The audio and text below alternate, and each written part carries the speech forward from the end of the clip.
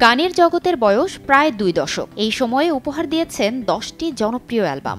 শুধুমাত্র গানের ওপর ভিত্তি করেই একজন বিলিয়নিয়ার হিসেবে আত্মপ্রকাশ করেছেন বিখ্যাত মার্কিন সঙ্গীত তারকা টেইলর সুইফট, যা পৃথিবীর ইতিহাসে অদ্বিতীয়।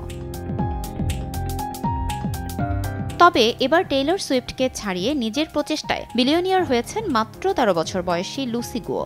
ফোর্বস ম্যাগাজিনের তথ্য অনুযায়ী একটি টেন্ডার প্রক্রিয়ায় গুয়োর সাবেক কোম্পানি স্কেল এআই এর মূল্য দাঁড়ায় $25 বিলিয়ন, যেখানে তার নিজের মোট সম্পদের পরিমাণ $1.2 বিলিয়ন বেশি।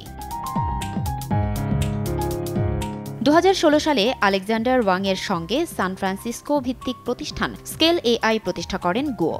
লুসি গুও যদিও 2018 সালে কোম্পানি থেকে বেরিয়ে যান, তবে তিনি তার শেয়ার ধরে রাখেন।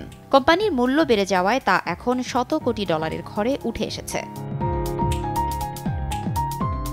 লুসি গুও ক্যালিফোর্নিয়ার ফ্রেমন্টে বেড়ে ওঠেন। মাধ্যমিক বিদ্যালয়ে থাকাকালীন কোডিং শুরু করেন তিনি। কিছুদিন কার্নেগি বিশ্ববিদ্যালয়ে পড়াশোনা করেন।